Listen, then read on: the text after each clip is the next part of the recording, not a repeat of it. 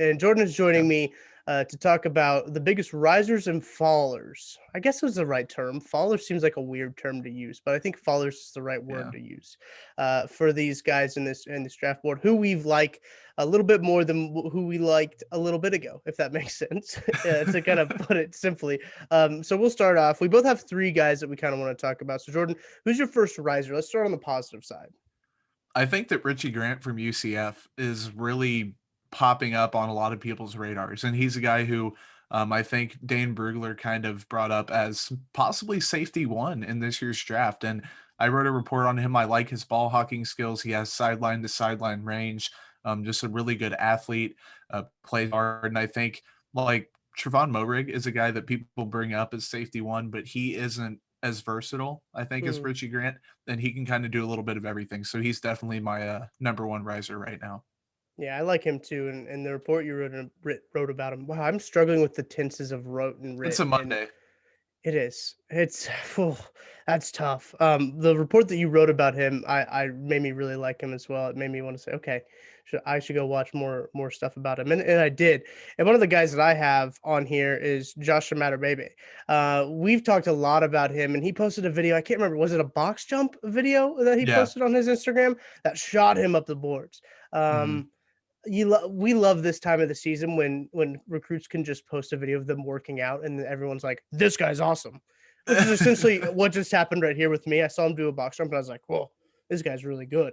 But before that, we were already pretty high on him, right? Like almost in all of our mock drafts that we do, he's the last wide receiver and usually the last pick taken from us, because we know that like this guy's got a lot of potential, a lot of talent, and he's athletic, as you can see in like the videos that he's been posting of him working out.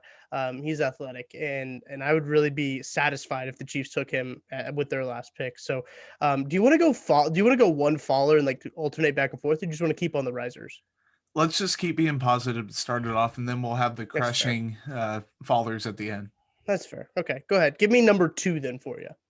I have Quinn Miners from Wisconsin Whitewater. I mean, I think he's everyone's riser right now, and a guy that Hmm. people kind of just love. Some people are being probably a little bit too kind in their evaluations of him just because of the enigma that is Quinn Miners, but he's also a damn good player. Like, I think Oh yeah. top 100 consideration isn't off the table. It's not out of the question for him. He really had a solid Senior Bowl and popped up on a lot of people's radar. So he's definitely my second riser in this year's class right now. I liked him. And it's really hard to get and tape and watch these guys from Wisconsin Whitewater and these Hmm. D3 schools. There's virtually none if you're not an NFL scout. Yep.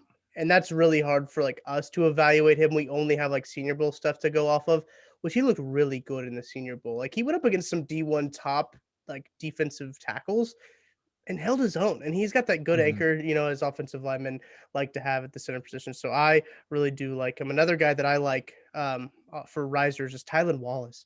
We took him in our mock draft, and man, after I watched his reps at the Senior Bowl, dude's an insane contested ball catcher. And I think he might be the best contested ball catcher in this draft just because he is so good at what he does. His body type and his prototype, the way he plays football fits really well in the Sandy Reid system. I really like that. And Craig Stout, I got to give a tip of the cap to him because he's who showed me Tylan Wallace, because we were Hmm. watching Tevin Jenkins at first and he's like, hey, watch this wide receiver appear at the top of your screen. I was like, all right. And man, he's pretty sleek. I don't think a lot of people are talking about him. And rightfully so, because I think this draft class is very thick at wide receiver. But man, like this dude would be a nice find for the Chiefs and probably round two. I don't see him falling later than round two. Yeah, no, he's really good. And he's not like a fantastic player in several particular areas. Like, he's not going to burn anybody. He's not the Right. most insane route runner. He doesn't have the biggest vertical jump or any of that stuff, but he's a really good player. And the Chiefs need smart, really good players that can get open and make tough catches and play well in the short and intermediate games, because they're going to hit the home run no matter what. That's Hmm. always going to be a staple of the Chiefs offense. And if they can get guys, we saw in the Super Bowl, if you can't get open consistently and you can't make those catches, not going to be necessarily productive. So Right. Tylan Wallace, definitely a riser. I have Demetric Felton from Mhm. UCLA.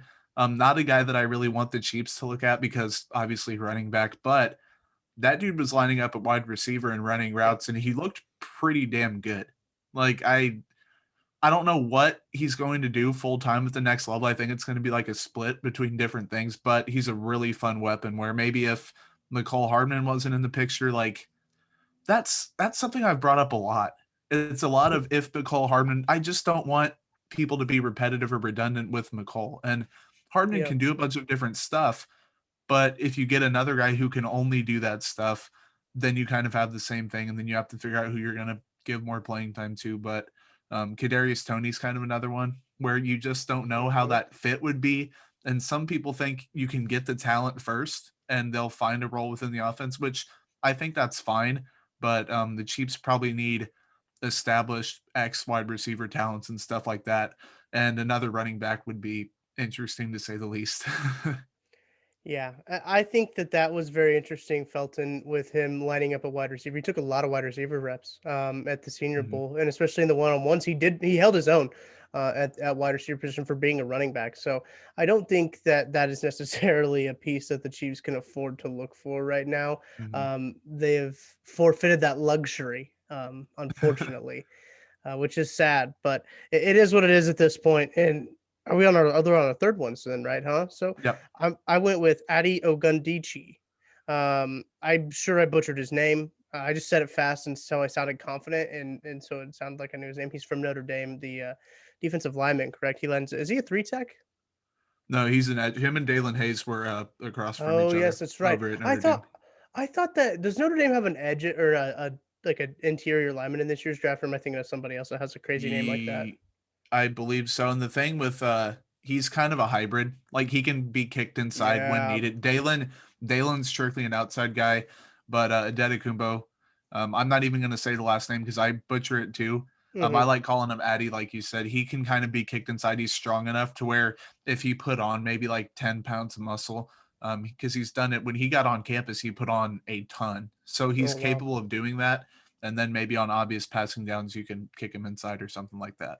Because he took a lot of reps inside in the Senior Bowl. Mhm. There he took Yep. some reps inside and outside. He was one of those guys that kept doing both, and they do that a lot in these one-on-one drills. And he looked good going up against any offensive lineman they'd thrown his way. So I really like him. I just like the frame that you mentioned. He is a pretty big guy, and when you look at him, Mhm. like what I just thought, I was like, oh, he's an interior lineman, right? But no, like if Mhm. you line him up on the edge, he's still pretty quick off the ball, and I really like him. I think the Senior Bowl did a lot for his draft stock. He's probably rising up there.